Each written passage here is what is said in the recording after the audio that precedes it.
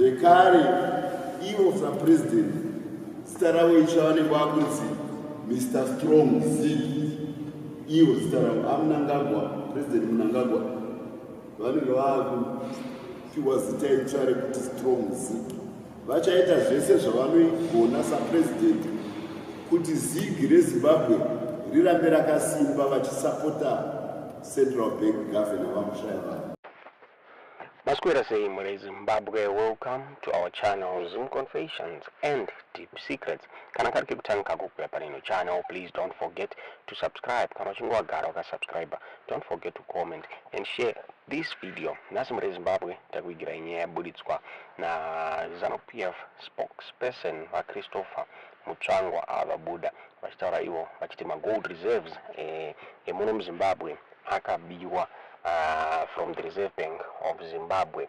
Vakataura izvo during a press conference yavaipa kuZANU-PF headquarters. Vakataura ivo vachiti pane maArabs akaba gold renyika reZimbabwe achishandisa the US dollar iro risina kubvira rambounzwa muno muZimbabwe.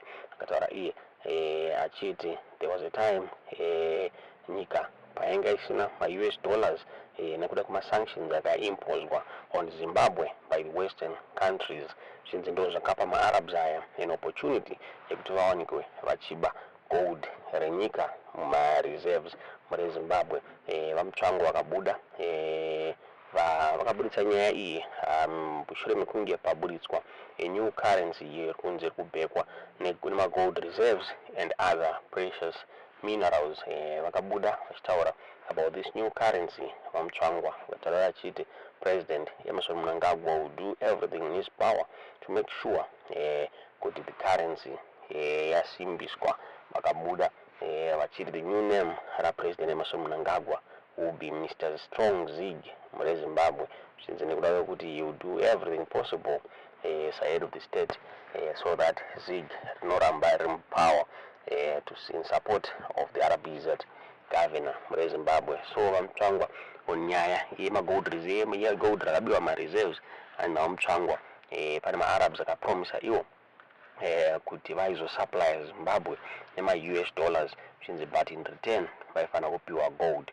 So zviri kunzi the then governor anga aripo havana kutaura mazita. Vakataura vachiti mazuva ano handisi kutaura mazita.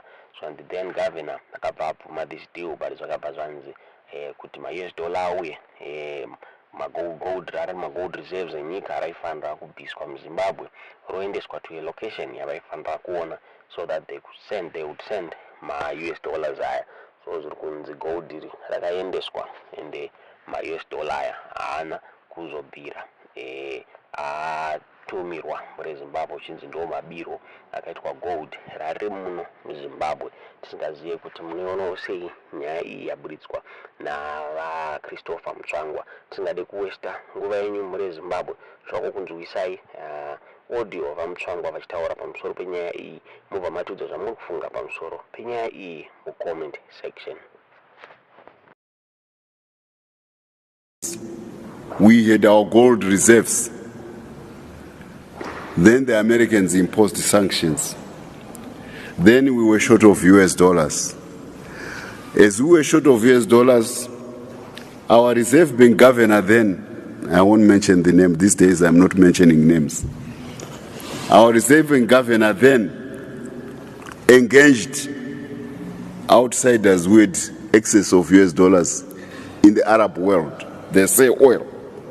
So they sell oil in US dollars, which is what supports what is called the petrodollar. So they said, we can give you US dollars to the governor, who went back to his principal, but on condition that you back it, you support it with your gold. So it was agreed that we exchange our gold reserves then for US dollars. But the transaction to be complete, the Arabs demanded or requested that the gold move from our own vaults outside of the country to where they can see the gold themselves, which our former governor duly obliged. The story gets murky after that, according to the former president.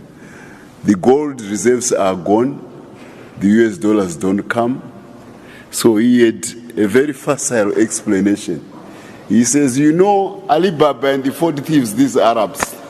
So he goes back to folklore that the Alibaba stole our gold and never brought the US dollars.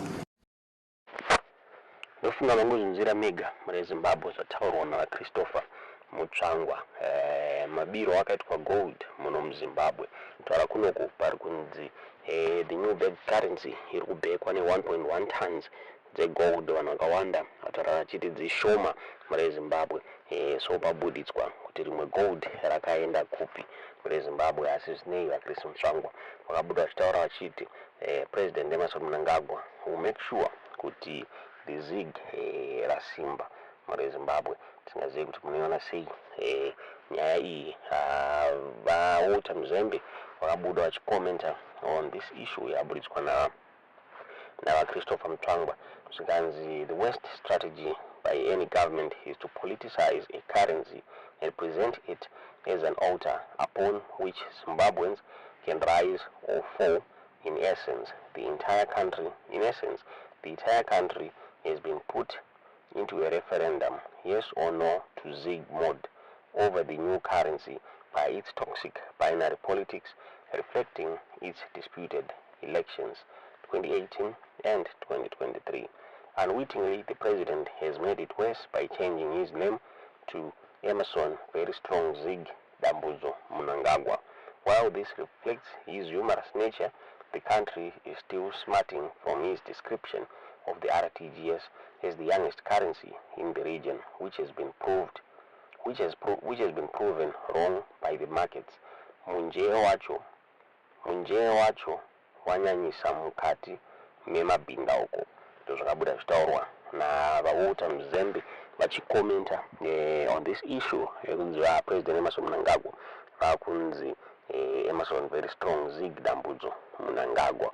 Tisingazive kuti munoiona sei nyaya iyi muri Zimbabwe, izvo munoiona sei nyaya yaburitswa navaChristopher Mutsvangwa yekuti gold renyika rakabirwa mabiro akadai nema Arabs muri Zimbabwe. Tiudzwe zvamuri kufunga pamusoro penyaya iyi mucomment section. Zvekare ivo sapresident zita ravo ichavanenge vakunzi Mr. Strong Zig. Ivo zita ravo aMnangagwa, President Mnangagwa vanenge vakupiwa zita itsva rekuti Strong Zig. Vachaita zvese zvavanoigona sapresident kuti zig reZimbabwe rirambe rakasimba vachisapota Central Bank Governor vamushaya vanhu.